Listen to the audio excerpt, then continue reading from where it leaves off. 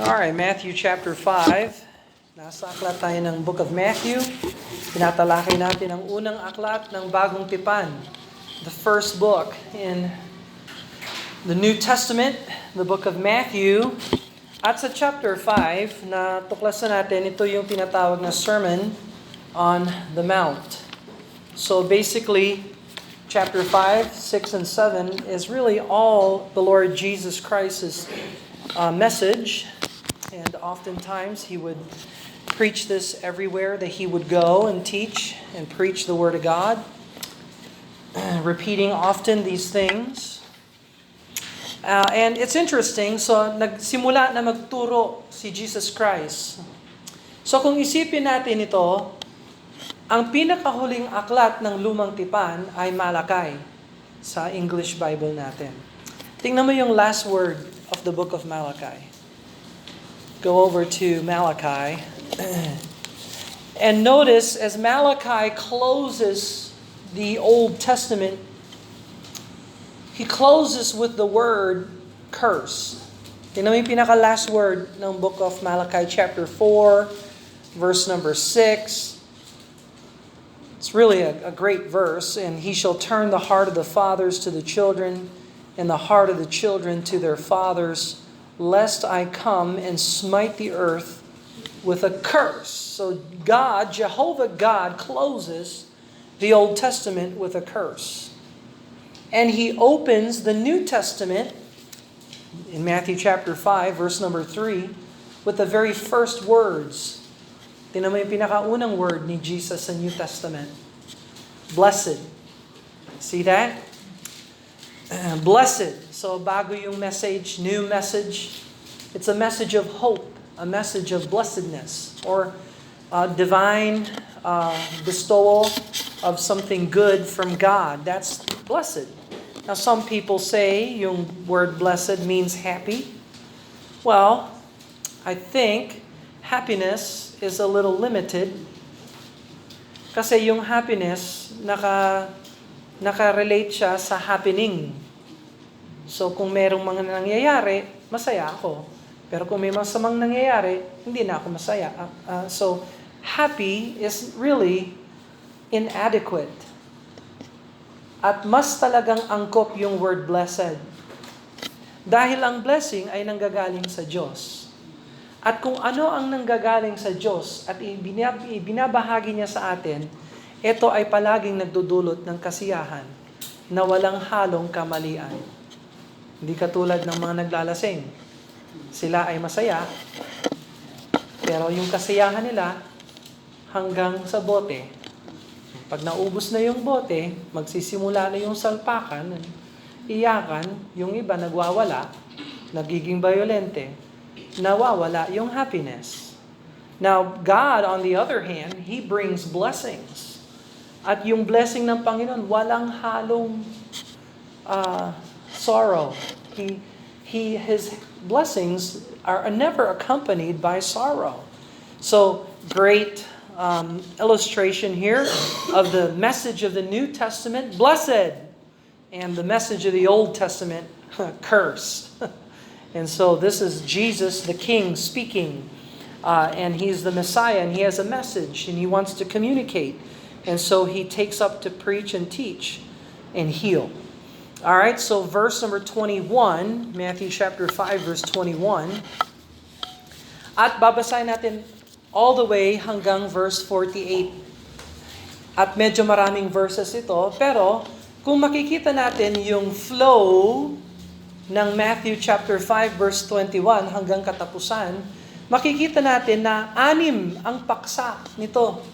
There are 6 topics dito sa message ng Matthew chapter 5. So, nakagrupo itong 6 na topics na ito, at makikita natin na nagsisimula ito sa formula ng verse 21, for example, ye have heard that it was said.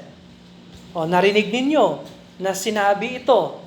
Pagkatapos, sasabihin ni Jesus Christ sa verse 22, but I say unto you. Pero sinasabi ko ito sa inyo. So, kumbaga, kung ano yung natutunan ninyo sa mga scribes o mga Pharisees, at sa mata nila, nagtuturo sila ng salita ng Diyos, ang katotohanan, hindi pa nila tunay na naunawa ng salita ng Diyos. At ngayon, bibigyan tayo ng linaw ng Mesaya. Ngayon, ipapakita sa atin ng Mesaya kung ano ang tunay na diwa o espiritu ng batas ng Diyos. Naalala ninyo last week, pinag-usapan natin yung righteousness. Yung righteousness ng scribes at saka Pharisees ay panlabas lamang at walang tunay na pagbabago sa panloob. At natuklasan din natin na ang Diyos ay hindi impressed sa panlabas ng tao. Ang Diyos ay naghahanap ng righteousness, ng perfect obedience. At matatagpuan kay Jesucristo lamang yung perfect obedience. Kaya, nung si Kristo ay namatay, nilibing muling nabuhay, wala na tayong pwedeng idagdag pa sa Kanya na magdudulot para sa atin ang kaligtasan natin. Salvation is a work that is accomplished and finished and perfected by Jesus Christ. And the righteousness that He bestows upon the believer is perfect obedience righteousness that satisfies the law, the just demands of the law. And so we don't work our way to heaven. We trust in the finished work of Jesus Christ. And yun ang pinaka-big difference ng relihiyon ng tao at ang word ng Panginoon. So ang relihiyon ng tao, ganito yon.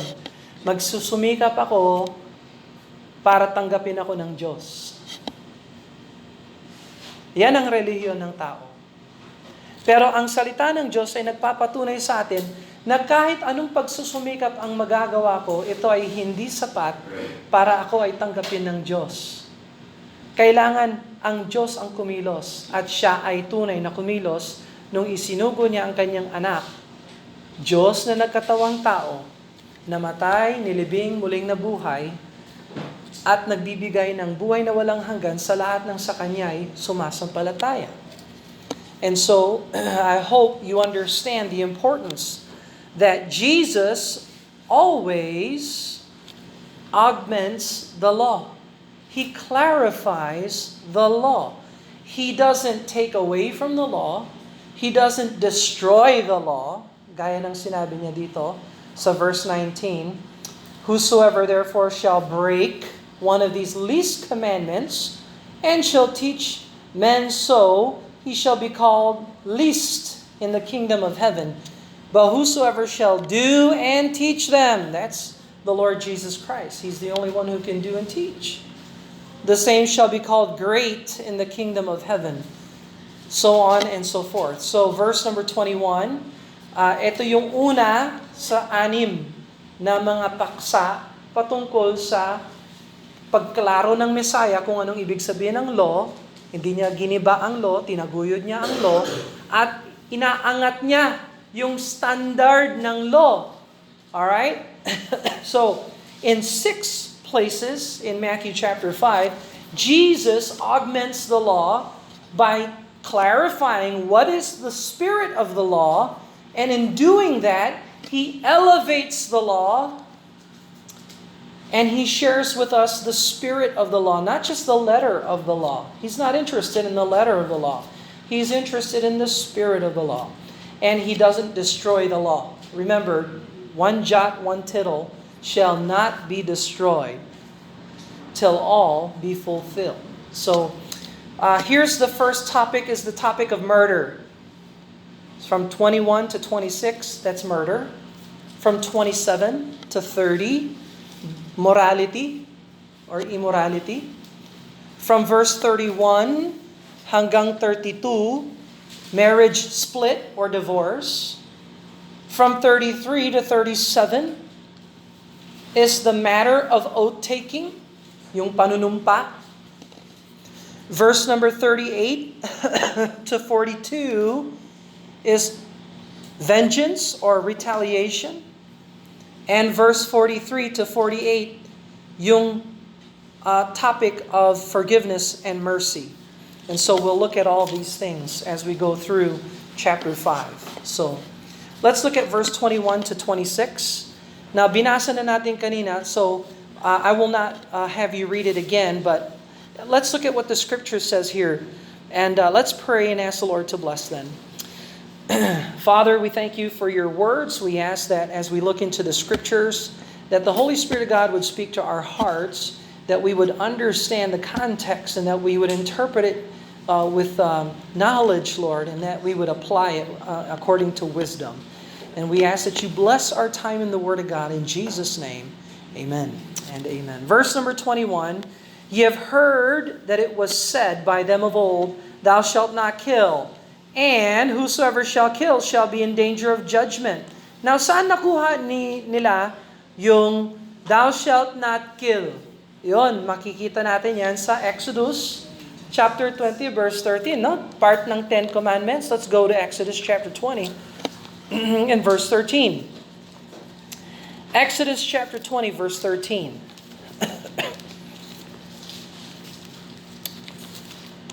Exodus 20, verse 13.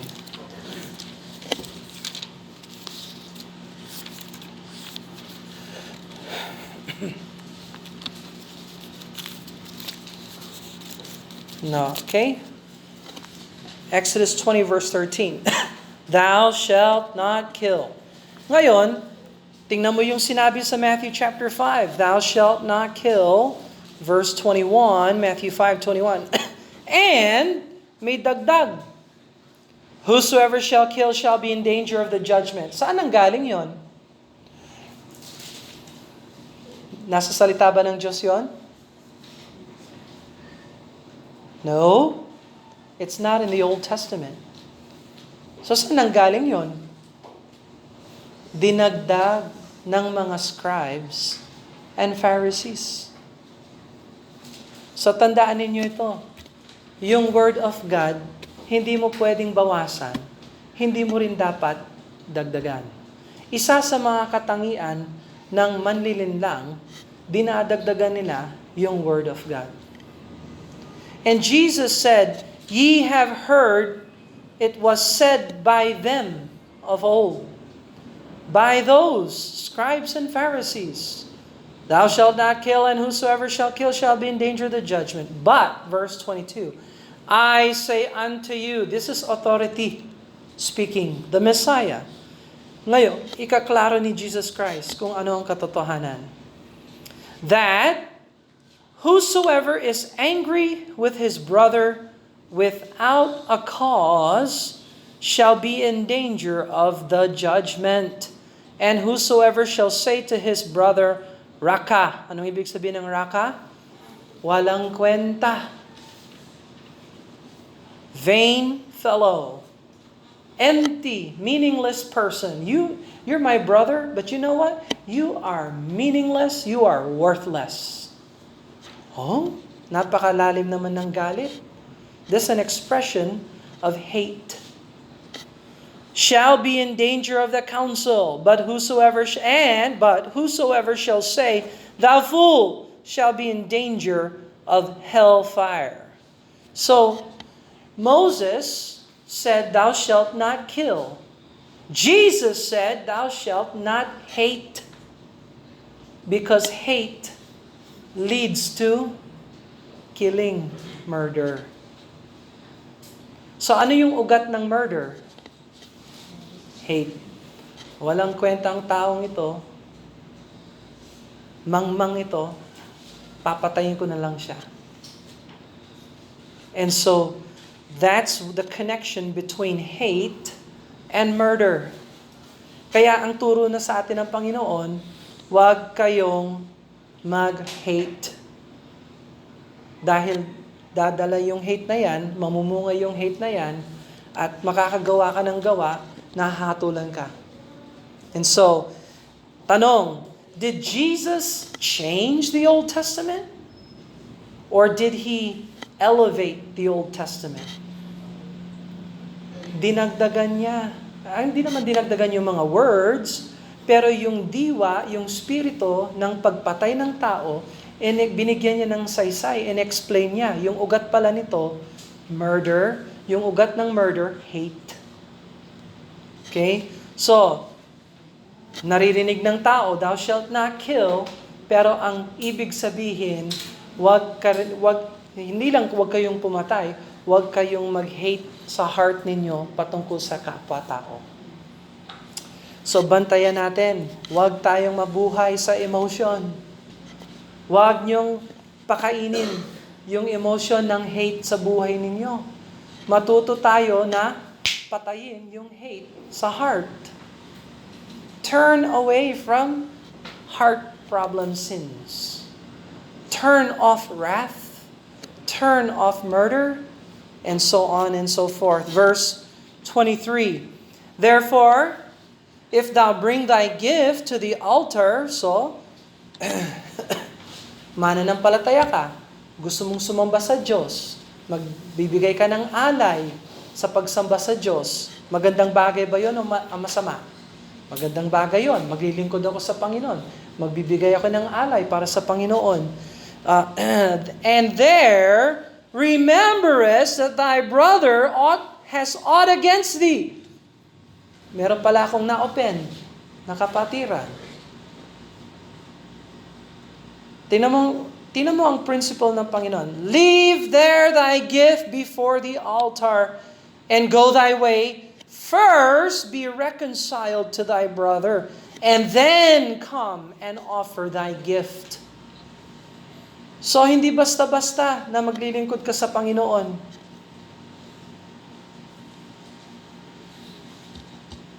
Kayong mga nagsusulat, sarado nyo yan. Sarado mo yan. Sarado mo rin pati yung Bible. Lahat. Makinig kayo dito. You better stop passing down notes. Pay attention to the scriptures. You understand that? Rude. Ewan ko kayong apat, anong ginagawa ninyo? Gusto nyo bang makinig sa salita ng Diyos o gusto nyo magloko-loko? What do you want? Rude.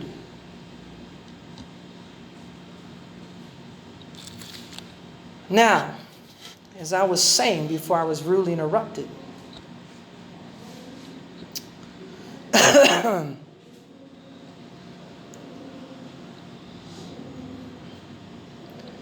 so yung pag-alay ninyo, yung pag-uupo ninyo dyan, para makarinig ng salita ng Diyos, walang kwenta kung hindi nyo alam kung paano itrato ang kapwa nyong tao.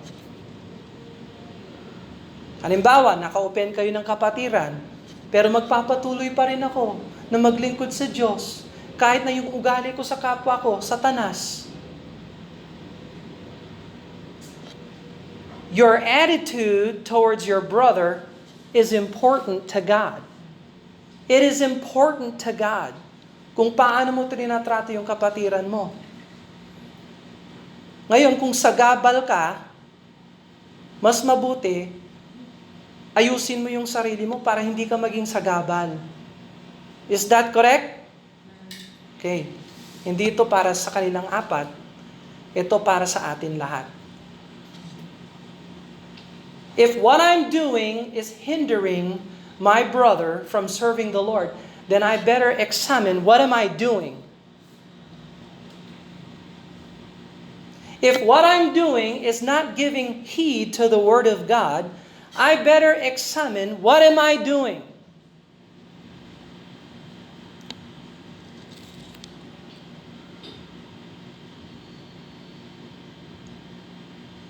Verse 25.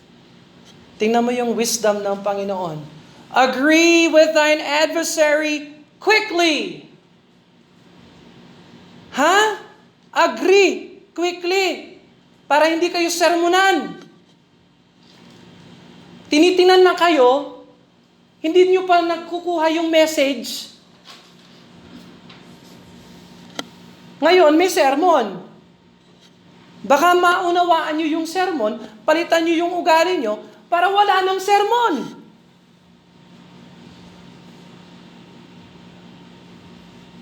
Agree with thine adversary quickly, whilst thou art in the way with him, lest any time the adversary deliver thee to the judge, and the judge deliver thee to thine officer, and thou be cast into prison. Ikaw ang gumawa ng mali, hindi mo pa kinokorek, naghihintay ka pa para yung teacher i-correct ka. Hindi ka madala sa tingin. Ngayon, sana madala ka sa salita. Kapag hindi ka pa nakikinig, ang Diyos ang papasok. Ang Diyos ang sasaway. Hindi yung magulang, hindi yung matandang pastor na pangit. Pag ang Diyos ang nag-judge, lagot ka.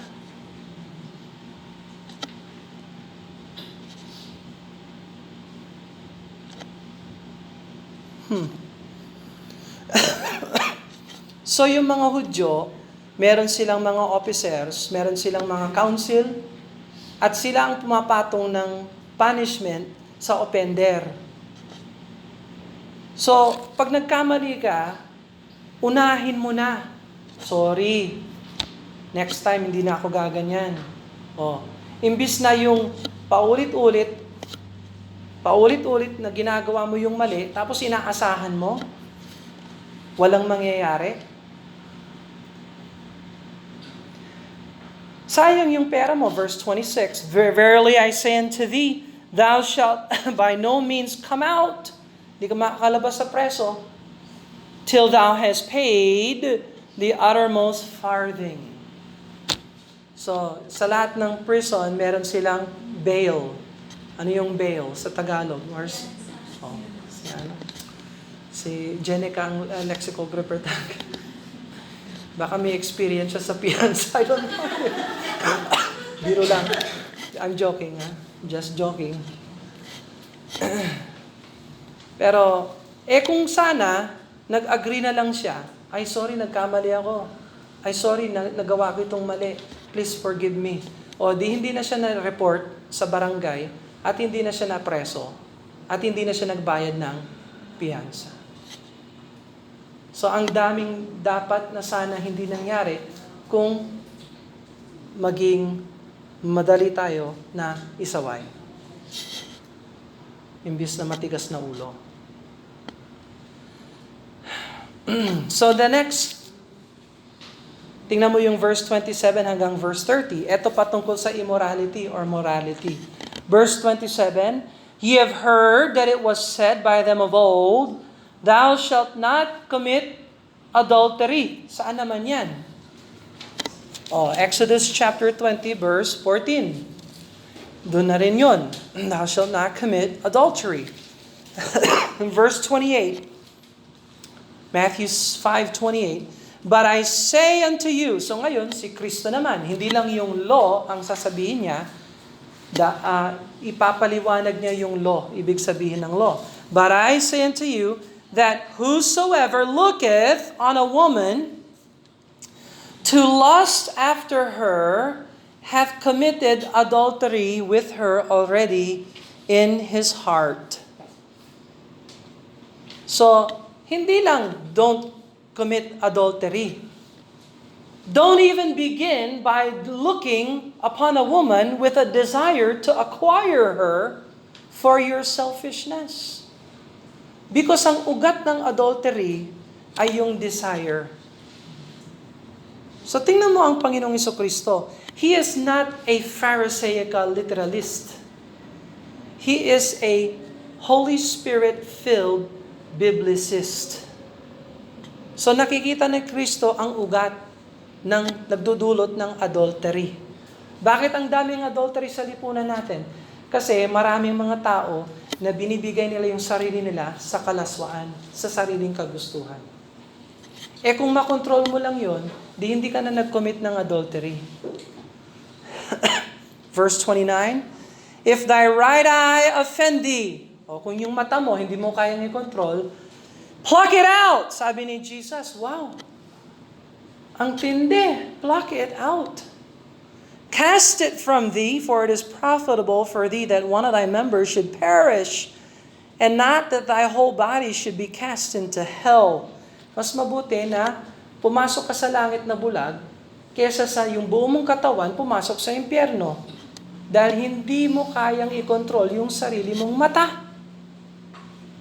Verse 30, and if thy right hand offend thee, ito yung mga parts ng katawan na nag-o-offend. Hand, eyes, and cast it from thee, for it is profitable for thee that one of thy members should perish, not that the whole body should be cast into hell. So,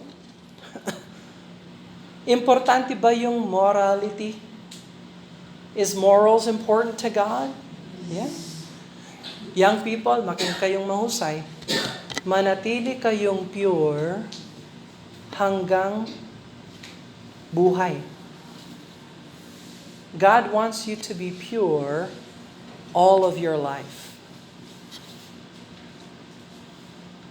Pag yung isang member sa atin nag-commit ng adultery, tanggal na kayo sa membership. Did you hear that? Okay? Hindi ko sinasabi na walang forgiveness. May forgiveness yon, may restoration. Pero hindi ka na pwedeng mag-preach and teach. Kasi sino makikinig sa'yo? Anong ituturo mo? Huwag kayo mag-adultery? Ikaw, nag-adultery ka. Tingnan mo yung wisdom ng Panginoon. Now, si Jesus ba, nag-commit siya ng adultery? Hindi, ano? Pero nakapagturo siya, huwag mag-commit ng adultery. So, hindi experience is the best teacher. Huwag kayong mangmang. Huwag kayong makinig sa mundo. Experience is the best teacher. Na-experience ko yung adultery. At yung sakit ng adultery. Kaya ang payo ko sa inyo, huwag kayong mag-adultery. You foolishness. Hindi ako kailangan mag-drugs para alam ko na yung drugs ay hindi maganda. That's wisdom. That's wisdom. So by the way, so far, baka may wisdom naman talaga yung mga churches. Meron mga rules yung mga membership ng churches na, halimbawa sa mga churches doon or dito or whatever, nakasulat yung rules of membership. Kapag nag-adultery ka, tanggal ka sa membership, gano'n. Wala pa tayong gano'n. Pero meron tayong Bible. Mainam na sumunod na lang tayo dito. Brother Bill, punong-puno yung society natin ng mga unmarried, na nagli-live-in, divorce, adultery. By the way, pag yung lalaki, babae, nag-commit ng immorality pero hindi sila kasal, anong tawag ng Bible doon? Fornication. Sabi ng Ephesians, let it not be named once among you. Okay? So, if you are a fornicator, at nalaman namin na ikaw ay fornicator, you are no longer a member of the church. Okay? You tendered your resignation. Wala namang resignation sa Bible. But you will be under discipline. You are not welcome to the fellowship. Hanggat hindi mo publicly repent and get it right with the body of Christ.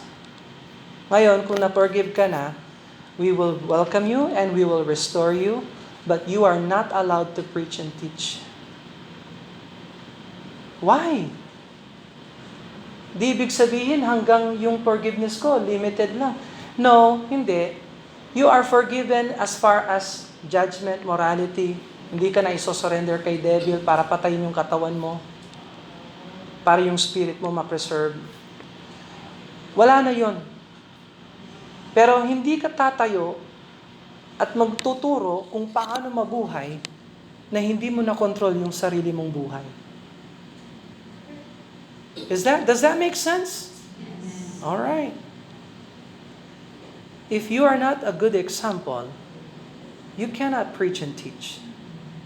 It's simple. na pwede kang mag-testify. I'll let you testify. I'll let you hold informal, non-formal teaching. You can preach, street preach all you want. You can preach anywhere.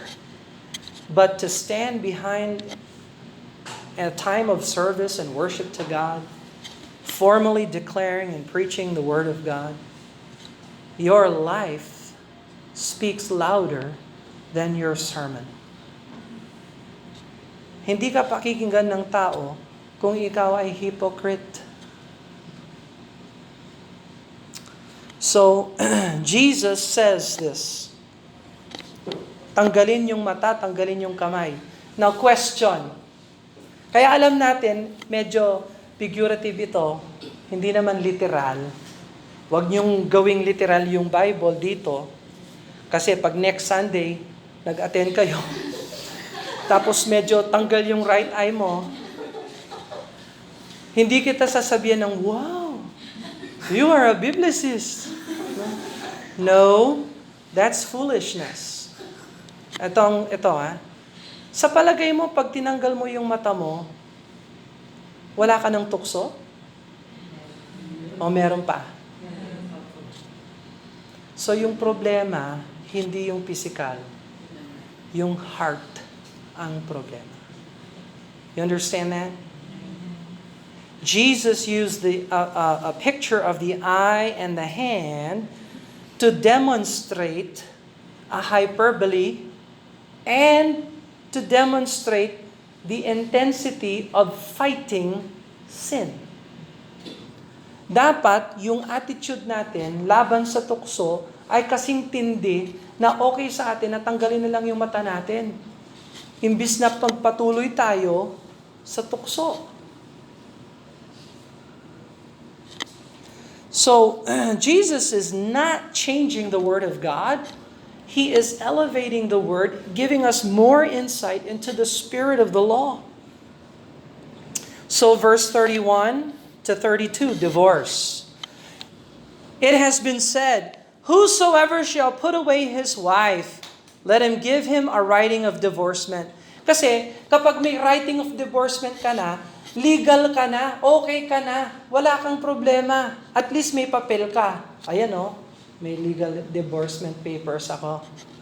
So I can feel good because I have satisfied the law. That is foolishness. Look at verse number 32. But I say unto you, so now Jesus elevates the law, interprets it, and gives us the sense that whosoever shall put his wife, saving for the cause of fornication, causeth her to commit adultery. And whosoever shall marry her that is divorced, committeth adultery. So, ang totoo niyan, sabi ng Panginoong Jesucristo, wala kang dahilan na i-divorce yung wife mo, maliban lang na matagpuan na siya ay impure habang spousal period. So, naalala nyo yung tinuro natin patungkol sa betrothal, spousal? Yan yung exemption clause sa Book of Matthew. Kaya hindi ito inulit sa Mark and Luke and John. Kasi yung audience ni Mark, Roma. Yung audience ni Luke, Gentile. Yung audience ni John, the whole world. Pero lang yung audience ni Matthew. Sino yung audience ni Matthew? Mga Hudyo. Kaya sa mga Hudyo, alam nila. Yung sinasabi niya dito ay patungkol sa wife na hindi pa kasal. Yung wife na nilalaan para sa kasal. That is the espoused wife. So when Joseph found out that Mary was with child, kailangan iisipin ni Joseph, binisita mo si Elizabeth, bumalik ka 3 buwan, buntis ka. Hindi naman inisip ni Joseph, milagro. It's a miracle. Alam ni Joseph, nangalunya ka. You've betrayed your espousal. Kaya ngayon, I can divorce you. Question. Sa lipunan natin ngayon, meron bang betrothal espousal? Wala. So, meron bang dahilan kung bakit pwedeng i-divorce ng asawa ang kanyang asawa? Wala. So, ang turo ng Bible, kung ikaw ay kasal, manatili kayong kasal. Through thick or thin, till death us do part. Walang paghihiwalay. Ngayon, kung ikaw na-in-love ka sa isang lalaki o babae na may asawa, tapos kayong dalawa, winasak yung pamilya niya, ngayon kayo nagsasama, that is adultery. So, kung hindi yan, kung walang pagsisisi yan, do you believe that God can bless that union? No. No. That is not acceptable to God. Now, Brother Bill, paano naman ako? Na-divorce ako, hindi ko natutunan lahat ito. That is beyond us. Anong dapat natin gawin ngayon na natuklasan natin yung Word of God? We should abide according to the Word of God. Huwag mo nang dagdagan yung pagkakamali. Manatili ka ng unmarried. Maging satisfied ka na lumakad sa harapan ng Diyos sa liwanag na binigay niya sa iyo. At pag nagturo ang pastor patungkol sa divorce, remarriage, adultery, fornication, dapat ang spirit mo, amen. Hindi yung, opinion yan ng pastor. Wala naman yan sa Word of God. Oh, that would be rebellion. O di kaya maghanap ka ng church na okay yung adultery, fornication. Maraming churches na ganon. Did you know that? You can find the church that you like.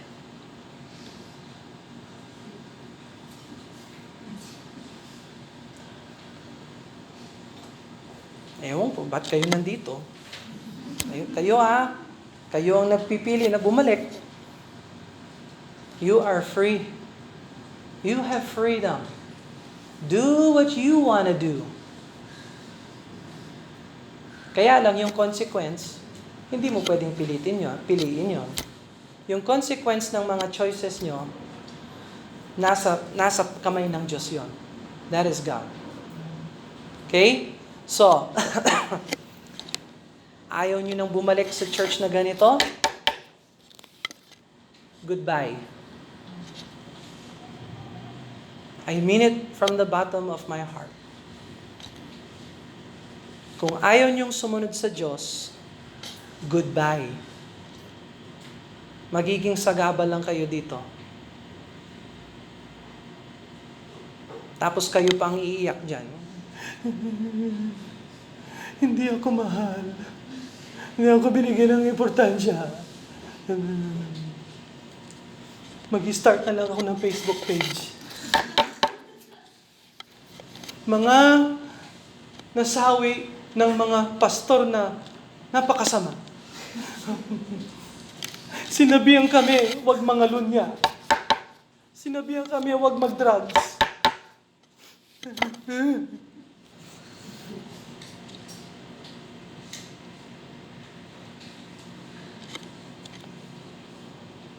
Lahat ito nasa Greek.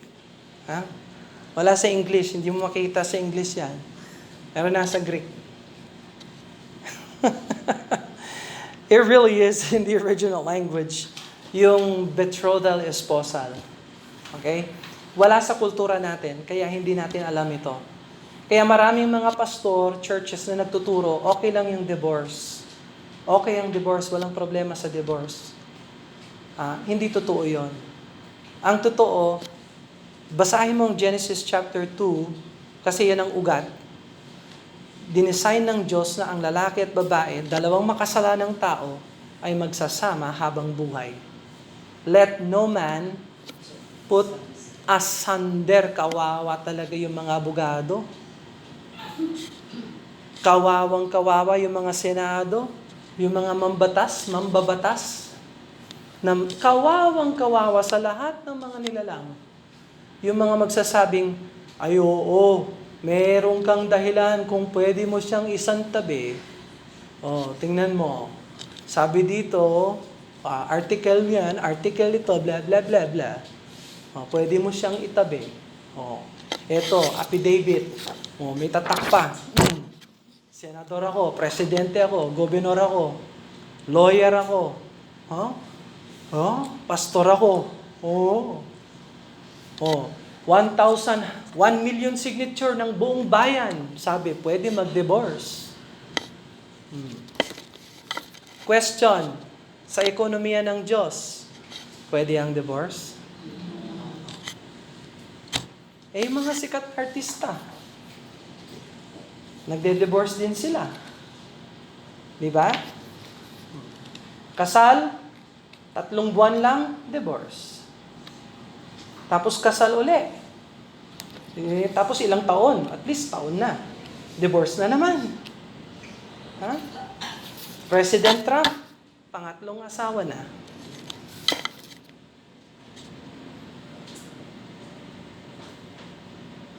Pero siya ang turing ng mata ng maraming mga conservative Christian. Make America great. Make America great, you're on your 3rd wife. Sige, America. Keep on. So, anong gagawin natin, Brother Bill, sa pag may pumasok divorce? Welcome. Turuan. Pag tinanggap ang truth, amen. Pag hindi tinanggap ang truth, hindi magtatagal. Aalis. Maghahanap ng iba pang relation.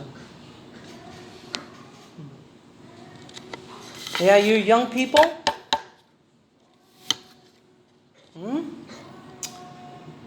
huwag kayo magdala ng boyfriend, girlfriend dito na hindi alam ang salita ng Diyos.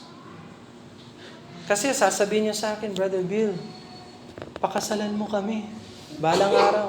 Someday in the future. Ang unang tanong ko sa inyong dalawa, ligtas ba kayo? Are you saved? Pastor, alam mo naman ako, save ako, binaptize mo ako. Save ka, pero yung pinili mo, hindi save. Are you sure you're saved?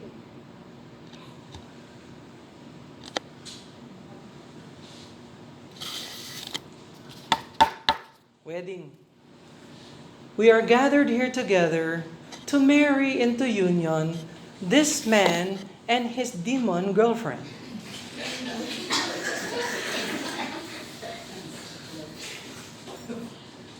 But the only time she comes to church is when she gets married. After this, they plan to not go farther in the work of the Lord. Pagkatapos nito, hindi na sila magsisimba. So lahat tayo, yung buong ulo, pigit ang mata, Lord, i-bless niyo ang samahan nitong anak ng Diyos at anak ng demonyo. Nawa magkaroon ng maraming prutas, mga tiyanak. How does that work? It doesn't work. It doesn't work. Daming mga pastor, tatayo yan. Kain ako. Ang daming mga pastor for hire. For hire. Not for hire. Dapat nakasulat, not for hire. For hire. Brother Bill, may tumawag sa akin. Pastor, naghahanap kami ng pastor na mag-bless sa business namin. Ngayong linggo. Kailangan namin ng blessing. Available po kayo? Magbabayad kami. Sabi ko, nako, laking problema. Ano po, schedule?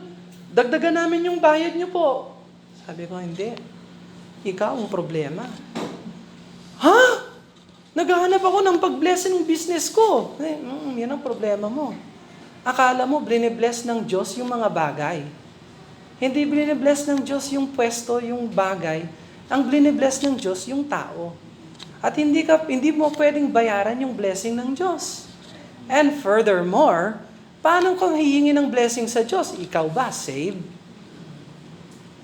Anong ibig sabihin nito? Naghanap lang ako ng pastor. Di maghanap ka sa iba. Anong klaseng church kayo?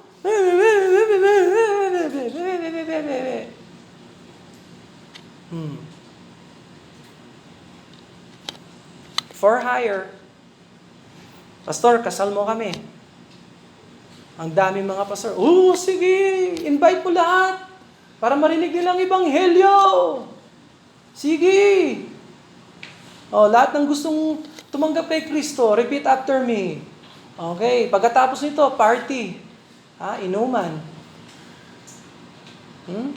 Sayawan, inuman. Yun, hindi nila binibilang. Sinong gustong uminom? Tumanggap ng Red Horse. Yukong ulo, pikit ang mata. Sa mga Red Horse, taas ang kamay. Yung emperador, taas. Okay? Yung bilangin mo yon, i-report mo yon.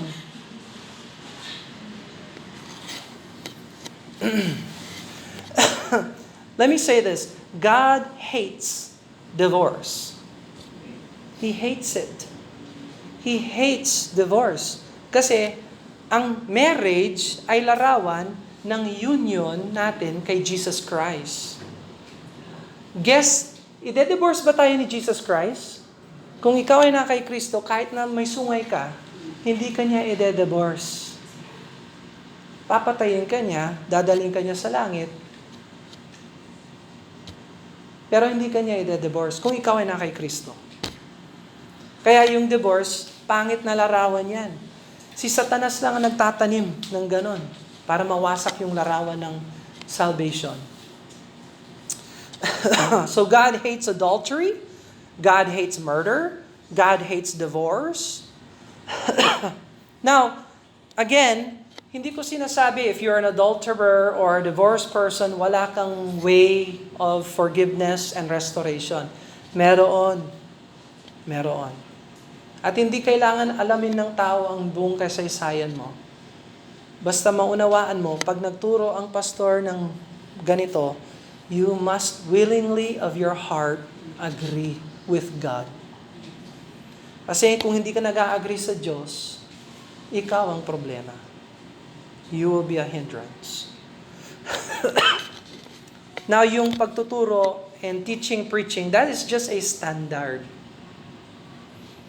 So para maprotektahan yung mga kabataan, wag na lang adultery and divorce yung kanilang teacher. Is that clear? Okay, so that is a standard to protect from violating further the words of God. Marami naman magagawa sa church bukod sa preaching and teaching. You can serve the Lord. You can knock on doors and tell people about Jesus, which is far, far more important than preaching and teaching in the church. Ang hindi mo lang magagawa, yung maging pastor or leader sa church. Pero hindi naman lahat leader sa church. Kung walang serving, lagot yung leader. Walang magagawa yung leader. Kung lahat nagtuturo, sino makikinig? Foolishness. Alright? So, verse 33. Again, ye have heard that it had been said of them of old, Thou shalt not forswear thyself, but thou shalt perform unto the Lord thine oaths. But I say unto you, swear not at all, neither by heaven, for it is of God's throne, nor by earth, for it is his footstool, neither by Jerusalem, for it is the city of the great King. Neither shalt thou swear by thy head, because thou canst not make one hair white or black. But let your communication be yea, yea, nay, nay, for whatsoever is more than these cometh of evil. So, sa lipunan natin, meron tinatawag na oath-taking. Halimbawa, humarap ka sa hurado. Do you solemnly swear to tell the truth and nothing but the truth? So help you God? Ang sagot ng tao, yes. So, ang turo ni Jesus Christ, wala siyang sinasabi patungkol sa proseso. Ang ugat, ang sense na sinasabi ni Jesus Christ, siguraduhin mo na ikaw ay honest palagi. Na yung oo ay oo. At yung hindi ay hindi. Integrity ang importante sa Panginoon. Hindi yung formalism. Na ngayon na nagsumpa ako, sasabihin ko ang katotohanan. No, kung kaya mo na magsinungaling, whether nagsusumpa ka o hindi, hindi ka makatotohanan, walang kwenta yung sinasabi mo. You are a hypocrite. And again, nobody deserves to hear you because you're not a person of integrity. Meron akong mga nakakilala sa buhay, they are very honest. Na pag tinanong mo lang, how are you? Hindi nila sasabihin, I'm fine, I'm good. Alam mo sasabihin nila, I'm okay. Kasi ayaw nila magsinungaling. I'm good. Pero hindi naman good. So, sa mata ng Messiah, walang kwenta yung formalism. That's oath-taking, formalism. Mas importante na meron tayong integrity. Ano yung integrity? Yung pag walang nagbabantay sa'yo, gumagawa ka pa rin ng tama. Tandaan mo ito, kung sino ka, sa kadiliman, sa lilim, yan ang tunay mong pagkatao. That is who you are. So Jesus is not impressed with formal oath-taking. By the way, nung kapanahunan ng mga apostol at ni Jesus Christ, nakarinig na ba kayo ng oath-taking ng Roma? Nanunumpa sila sa mga Diyos. At si Caesar ang Panginoon. Now question, kaya bang gawin yun ng tunay na Kristiyano? Na manumpa sa mga Diyos-Diyosan at sabihin na si Caesar ang Panginoon? Hindi pwede. So in context nito, may historical context ito. Kaya hindi rin ito pwede sa lipunan natin ngayon. However, whether formal or informal, dapat tayo ay maging tao ng integrity. Integrity. Kung ano yung sinabi natin, dapat yun ang katotohanan. Huwag niyong itago. Huwag kayong magsinungaling. Kung ano yung totoo, yun ang sabihin. Learn to be a person of integrity. Whether you're put on the stand or not in the witness stand, your yea should be yea, your nay should be nay. It's simple. This is from the King. Verse 38, Ye have heard it said, for it had been said, an eye for an eye and a tooth for a tooth. That's found in Leviticus 24, Exodus 21. But I say unto you that ye resist not evil, for whosoever shall smite thee on thy right cheek, turn to him the other also. So this is not, by the way, criminal offense. This is personal offense. So sa lipunan ng mga Hudyo, don't forget, they were under Roman oppression.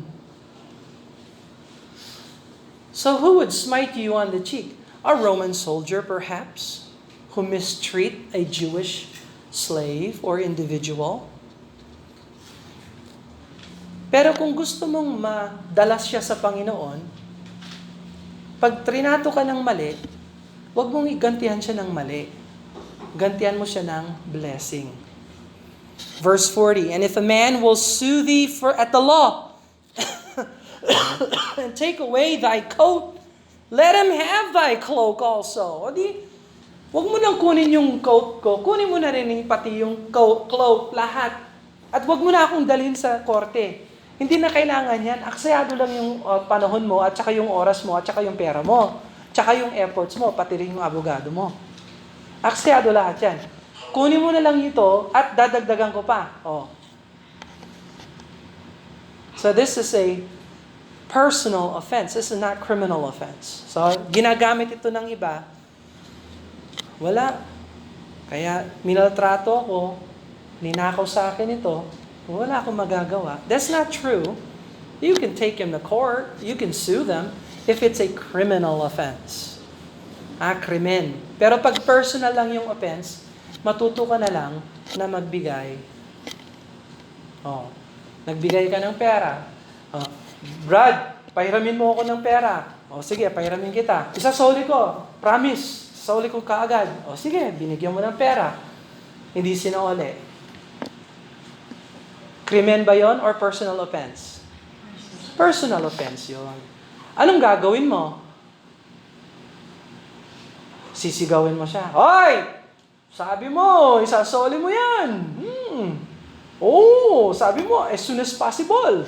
Payday Friday. Saturday today. 1 hour, 1 day na yan. Late. Tapos tuwing nakikita mo, Hoy! Kumusta na yon? So, sa mata ng Panginoon, ibigay mo na lang. Huwag ka magpahiram. Magbigay ka na lang. Para wala kang aasahan na isasauli. Maging malaya ka na magbigay. Ngayon, kung wala kang kaya na magbigay, di sabihin mo, I cannot give. Hindi ka naman pupwersahan. Pag punersan ka, that is criminal. Hindi na personal yon. Yun. Papasok na yung batas doon. Do you understand what Jesus is saying? So yung mga Hudyo na under Roman oppression ay talagang binibigyan sila ng problem. Pero how to win them to the Lord is to return to them good for their evil, personal evil offense. Verse 41, whosoever shall compel thee to go a mile, go with him twain. So, sa kalsada ng mga Hudyo at Roma, pwede yung sundalo na nagdadala ng maraming armas or whatever, yung mga kagamitan, pwede siyang mag-commandeer ng Hudyo na lalaki. Ikaw, halika, obligado ngayon yung Hudyo na lalaki na sumama sa kanya for 1 mile. Ilan ang miles at kilometers? How many? 1.6 kilometers. Okay. So, compelled talaga, legal, according to Roman rule, na sasama yung Hudyo na lalaki for 1.6 kilometers. Legal yon. Siya ang magbubuhat ng kanyang dala-dala. Ngayon, ang turo ng Panginoon, kung titigil ka at 1.6 kilometers, tapos isasaoli mo, legal yon, pwede yon sa batas. Pero sa Jesus Christ, kung gusto mong mapanalunan siya sa Panginoon, dagdagan mo na yung pagbuhat. Kasi din yung sundalo ma-impress. Hanggang dito ka na lang. Akin na yan. Hindi, sir. Tara, lakad tayo. What? Sa batas, hanggang dito ka lang. Hindi, okay lang yan. Pag-usapan natin si Messiah. Ayan ka na naman, si Messiah mo. Sige, tara. Ako ang hahakot nito. Isa na namang kilometer. Yung oras mo, sayang. Hindi. Pag-usapan natin si Messiah. Ikaw, sir, nagsisi ka na. Anong pagsisisihan ko? Yung mga kapalastugan na ginagawa mo. Ang bira. Bakit ako magsisisi? Kasi yung Messiah nag-o-offer ng kingdom. Hindi ka makakapasok. Ganyan ang ugali mo, sir. Ano mo itong taong ito? Anyway, I'm just giving you the sense. Verse 42. Give to him that asks thee, and from him that would borrow to thee, turn not thou away. So, pag may humihingi sa'yo, meron kang kakaya na magbigay ka na lang. Huwag mong tanggihan ang tao. Verse 43.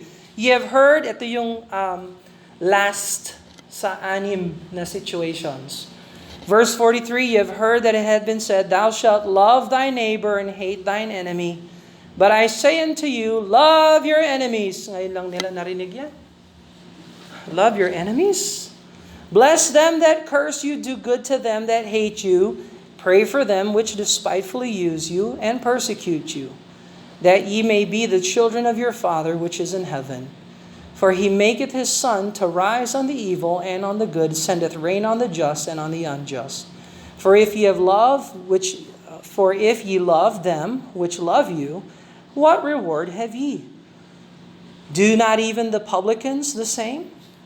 And if ye salute your brethren only, what do ye more than the others? Do not even the publicans so? Be ye therefore perfect, as your Father which is in heaven is perfect. So, ito yung batas ng Panginoon patungkol sa pagpapakita ng love and mercy sa kaaway. Ng question, sino yung mga enemies ng mga Hudyo nung kapanahon ni Jesus?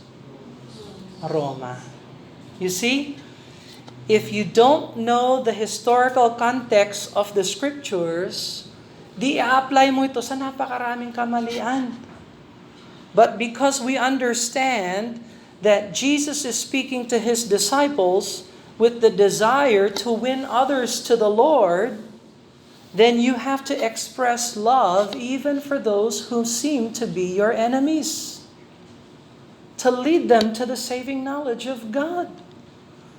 By the way, hindi ka pakikinggan ng tao kung hindi alam ng tao na mahal mo sila.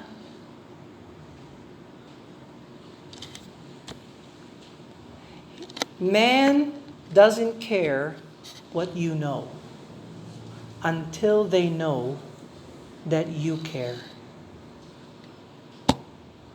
Hindi importante sa kanila na eksperto ka. Kung hindi nila alam na mahal mo sila, hindi ka pakikinggan. You understand that?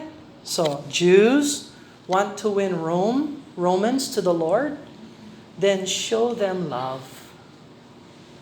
Okay? So, I love you. Kung pinagalitan ko kayo, kasi ayaw ko kayong gumawa ng mali, I love you. Ngayon, magpakita naman kayo ng love. Gumawa kayo ng tama. Is that clear? Okay, sasagasaan ko ulit kayo kapag gumawa kayo ng mali. Let's pray. Father in heaven, we thank you for the principles of the Word of God. We thank you that you're more impressed with the inside and the internal than you are with the outside. That you ordain that the way to win others is through genuine love and concern, more than formalities and outward expressions. Lord, I pray that we would get into the spirit of the Word of God. That as we study the Bible, we're not just studying the black and white words, but the words in context. And that we find fulfillment in Christ as the example, the perfect example for all of us.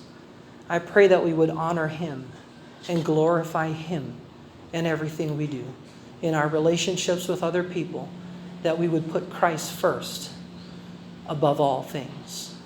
We ask that you help us in these things in Jesus' name. With your heads bowed and eyes closed, how many would say this, Brother Bill, I don't know for sure if I'm saved. I don't know for sure if I'm born again. Please pray for me. Hindi ako sure na ako ay saved. Pakitaas ng kamay, we'll pray for you. And we'll ask that God we could talk with you about the Lord. Anybody? Pray for me. Hindi ako sure na ako ay saved.